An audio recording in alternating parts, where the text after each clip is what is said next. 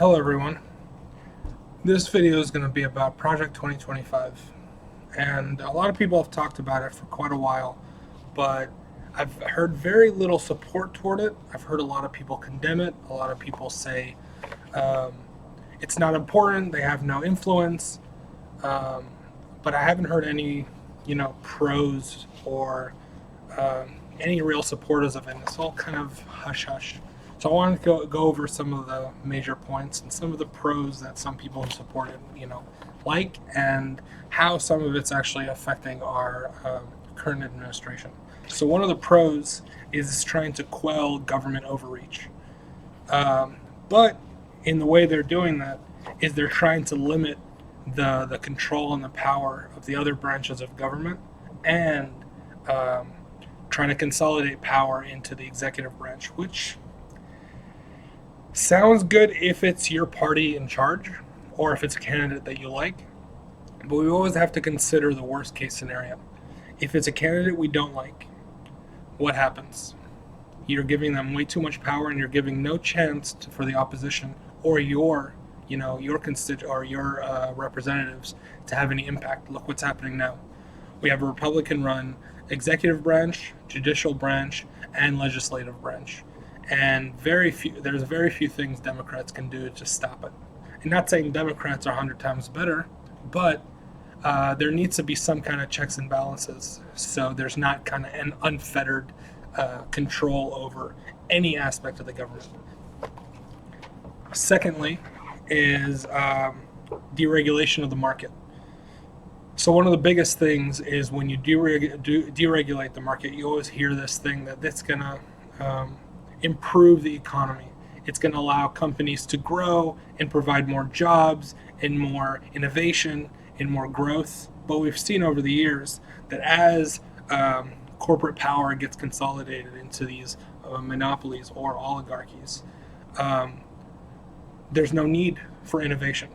The reason why Apple and Amazon grew to what they were, Amazon had all the competition in the world. They had every single company online selling. They dominated because they were the best in the world. Any kind of competition is good, and it's the competition that breeds innovation, not capitalism in itself. Because capitalism promotes innovation through profits, and it makes sense. But if you're making plenty of profits and not having to change, why change the recipe? So you want enough competition in the industry where a company goes, oh wait, there's a competitor that's better than us out there. Well, let's lower our price and make us competitive. Let's make the next best product. Let's make our customer service great. As a consumer myself, I'd rather pay 50% more for a product that I know is going to be great and I know is going to provide better longevity than a cheaper product that's going to break in 6 months. This is the argument about different kinds of phones, different kind of accessories, different kind of batteries, laptops, kind of any product out there. So we need to make sure that these companies are held accountable for these standards, because if they're not, they'll do whatever they want. This is back to the argument about the light bulb. Light bulbs used to last 50 years, and now within a year they break down and you have to buy another one. Regulations force them to change their standards so they can last longer and they can provide more power and less waste. Another big thing about Project 2025 is education reforms. No one can deny that education in this country is not doing extremely well. Students are, less educated than ever before. This comes to K through 12 and some colleges. We're not providing the teaching experience that kids today need to exceed. They're providing them with this general knowledge and teaching them we all remember this, teaching kids to memorize and forget, teaching kids to conform, which doesn't promote this need for entrepreneurship. Not saying that college is not needed. The vast amount of knowledge you can gather in college is wonderful, but most people take it as a chore, so they're wasting their experience in college. We're talking about partying, we're talking about social interactions, we're talking about the classroom, we're talking about the attendance in class. Like, there's so many rules in all these courses. So I think the biggest thing when it comes down to it is we need to maybe shift how the Department of Education is. But a big issue that I have with Republicans is they want to wipe the slate with nothing to replace it. Like if they said we want to reform the Department of Education by point A, B, C, D, and E, okay, there's a plan in place. Let's see how it works. But today they're saying we want to get rid of it federally and every state deal with it. Well, how will each state deal with it? Well, they'll have to come up with it. They'll have to come up with the concept of their plans. It blows my mind that that's an acceptable thing. And this is the same thing here. This comes to education. This comes to taxes. This comes to tariffs. This comes to almost every aspect of what they want to do. It's always this blanket, like tear down and rebuild with no full plan, but like we'll figure it out later. Let's worry about tearing it down first. This is not a building that you break down. And at least when they demolish a building, there's a plan in place to make sure the rubble doesn't affect everyone in the surrounding area. Destroying the Department of Education without a full plan in place defunds so many programs to educate our kids. Let's say it takes them 3 years to rebuild the Department of Education in every state. If they wipe it out this year, then we have 2-3 years of kids education being in the air. Does that make sense? The kids are going to be happy.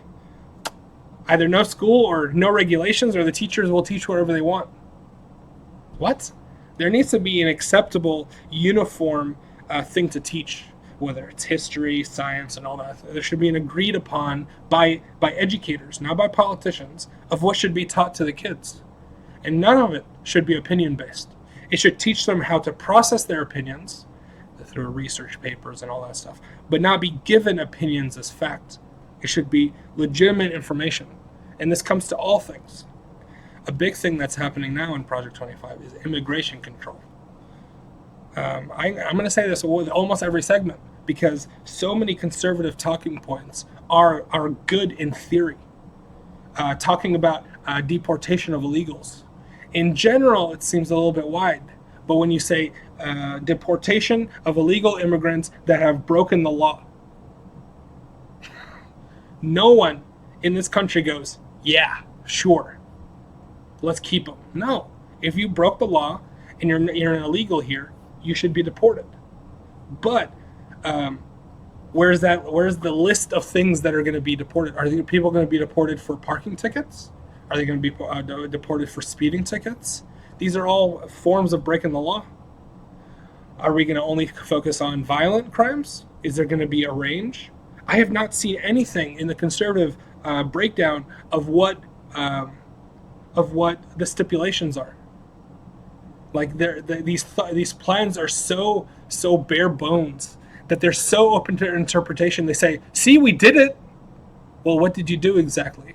Well, we deported people. Well, didn't you say? No, but I said I was deporting people. We need to know how. This is the same thing with education. This is the same thing with healthcare rights. This is the healthcare rights. Abortion rights. This has to do with almost every aspect of the conservative platform. What is the alternative? And at what are your rules in enacting these things? Because most of what they say is not horrible.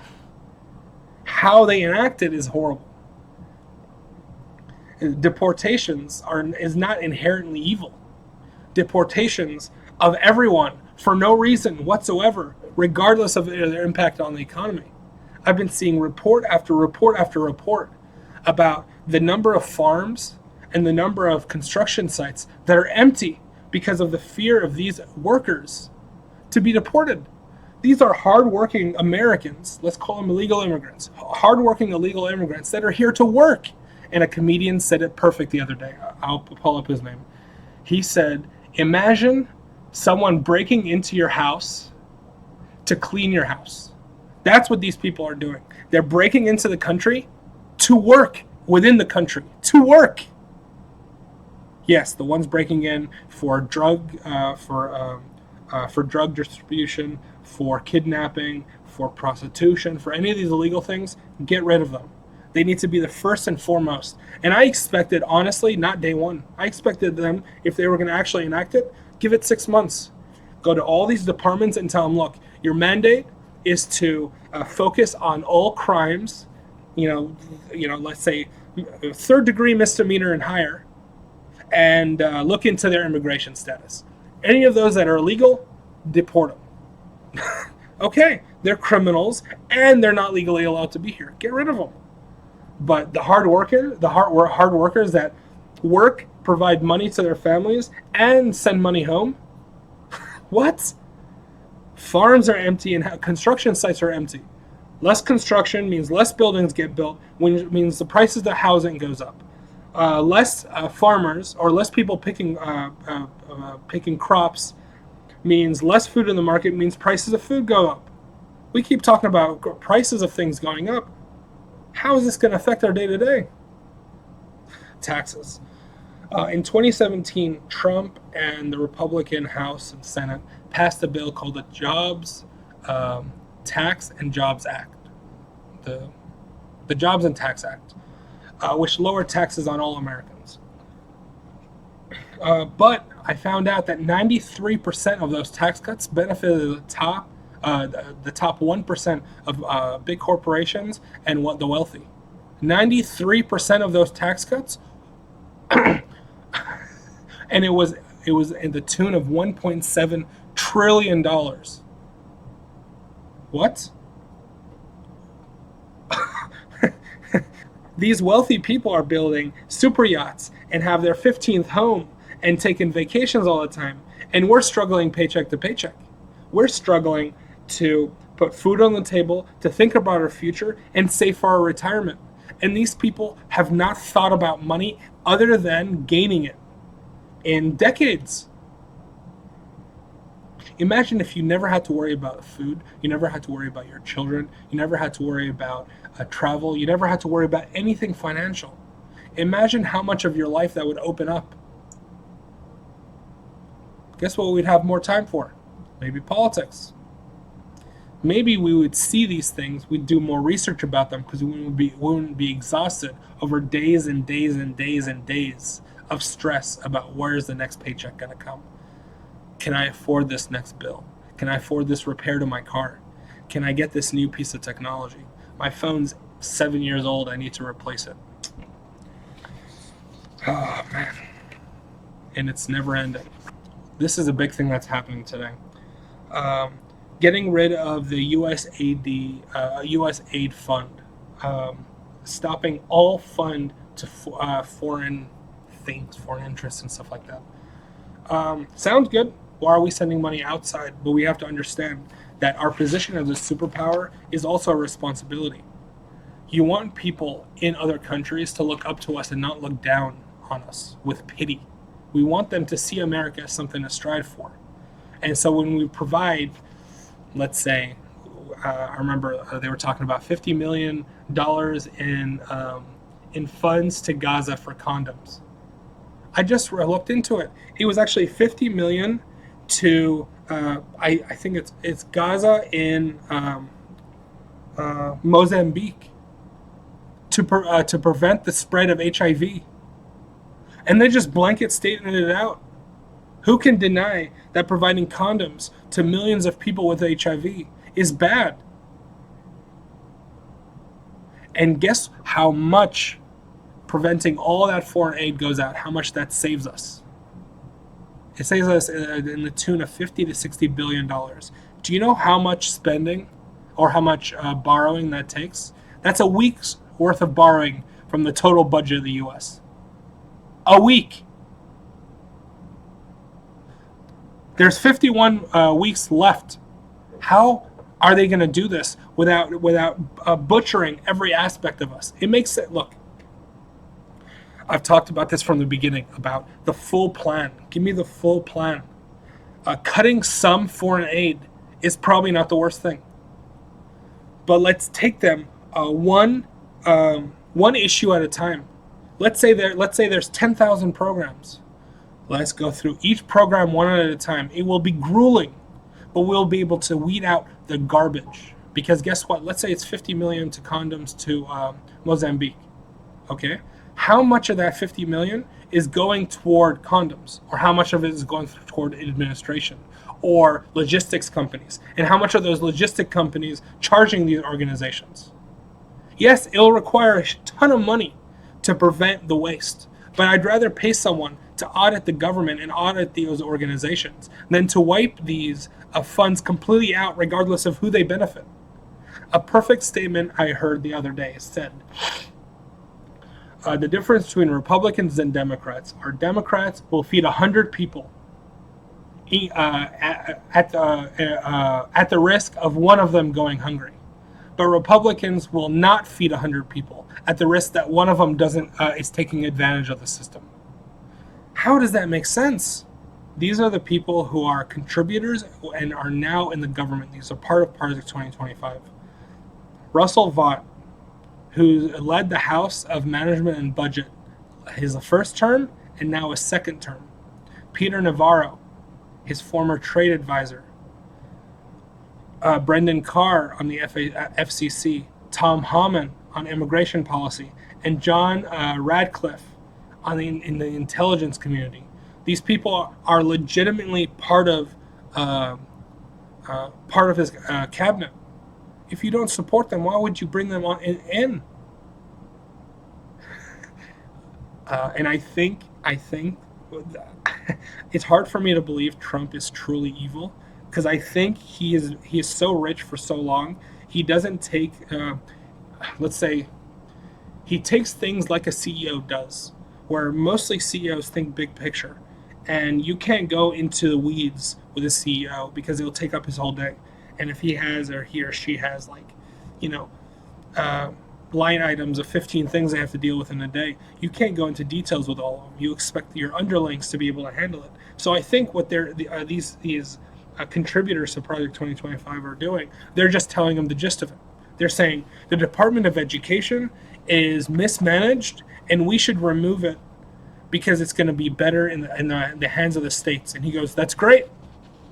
And I don't think he should. I mean, I don't think he goes, well, I need more details on that. Get back to me. He goes, great, and then they go with it. Or they say, we're going to start deporting people left and right. Or we're going to be deporting the illegals in this country that have broken crimes. Great. He goes, do it. He doesn't say, well, are we going to deport all of them, or are we deporting, he doesn't ask for details. So these people paint a small 1, 2, 3 line sentence to him that just sounds sweet. And he says, that's great, do it. And if I can change every single one of these policies into 1 or 2 sentences, that will convince you that it's the best thing for America. But when you get into the weeds, you see how dirty and nasty they are. So thank you for watching. Comment and subscribe, and you'll have another video soon.